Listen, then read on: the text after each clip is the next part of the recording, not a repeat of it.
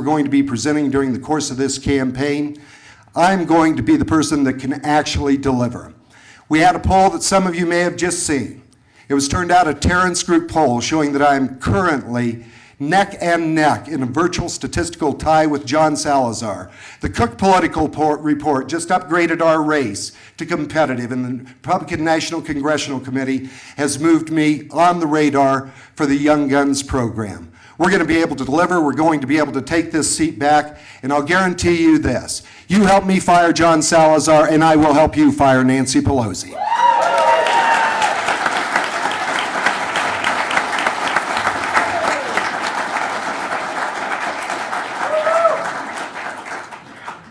I also wanted to say we're going to be picking up some more of your cards out here, folks. I just got told that, Rose. I wanted to pass that. Okay. All right, Scott, I'll start with you with the first question. What is Congress's role in lowering healthcare costs, and what specific proposals would you offer to that end? Thank you, Rose, and I just alluded to that. First of all, we need to get Congress out of the healthcare business. They've already demonstrated that they cannot manage Medicare, they cannot manage Medicaid, they can't even run the post office without cutting off weekend services. Are they going to cut off our ability to be able to go to the doctor on a Saturday as well? Let's go ahead and kick down the bridges that are inhibiting us from getting real capitalistic, market-driven solutions to be able to bring healthcare costs down. Let's knock down those borders to where we can buy healthcare insurance here in Grand Junction out of Florida. Let's go ahead and have real tort reform to get those costs down as well. Let's not penalize people for having private healthcare savings accounts. Let's incentivize that. And if government really cares about giving us real healthcare, let us take it off of the top line of our income tax return, right? Just like businesses can do. Let's have portability. We all know that there needs to be reform in healthcare, but government will become the big problem. I flat out guarantee you that they will not be the solution in solving this problem. Thank you, Scott. Bob, do you want me to repeat the question? No, I agree with a lot of what Scott says. I mean, we need to get lawyers out of the system. That's the first thing. But I propose we go to a model of workers' compensation kind of recovery. If you suffer an adverse outcome in a medical procedure, why should there have to be lawyers involved in that? Let's use that model of workers' compensation. Let's make people whole when they suffer an adverse outcome. Let's make sure they're compensated for days lost. If they've suffered a permanent disability, they get a rating for that. The next thing we do to reduce costs is we flood the system with healthcare providers.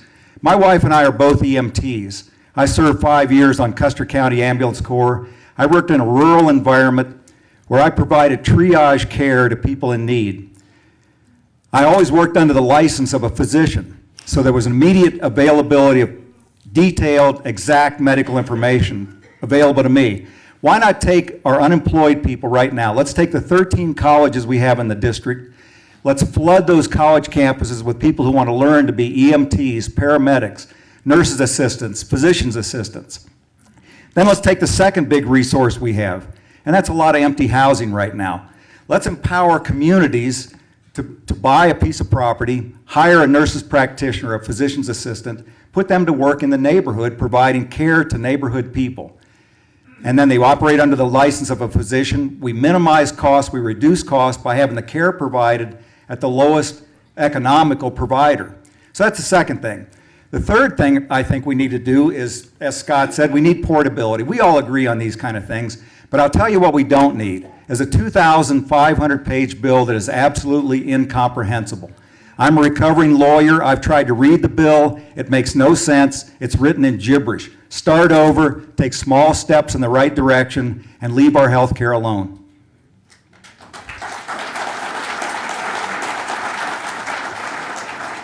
Thank you, Bob. Okay, Bob, first question's for you.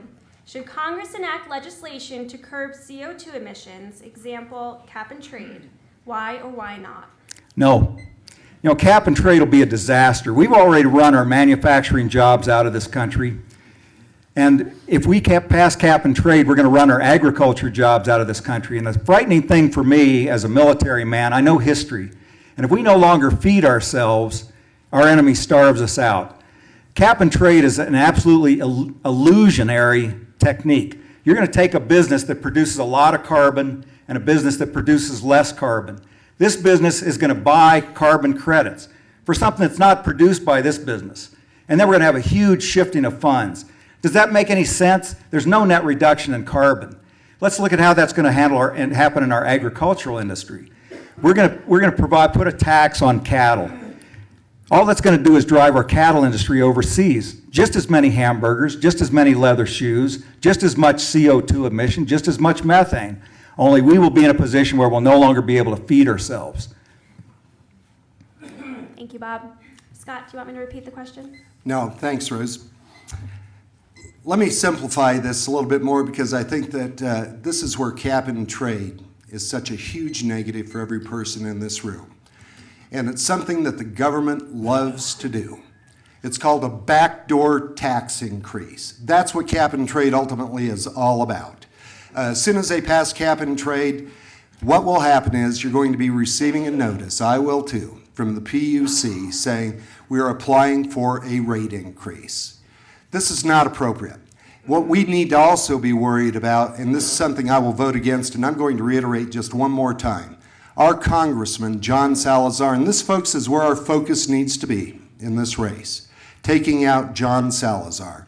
This man did not go to the mic once to argue against cap and trade, an unimaginable tax increase on every person in this room that is going to have a domino effect throughout the entire economy. It's going to cost jobs. And I'll tell you what, when I am sitting in the county right now that has the highest per capita unemployment in the United States, I think it's time to say to Washington, back off. We're going to take this country back. But we need to be very frightened of the EPA as well, because the EPA has already issued statements saying that if cap and trade isn't going to go through, they're going to do it on a regulatory basis. I'm very proud that Jason Chaffetz has endorsed me in this race. He and I are having conversations right now on legislation that we are going to be putting forward to rein the EPA back in and make sure the government remembers this. We aren't there to serve them, they are there to serve us, and we're going to enforce that.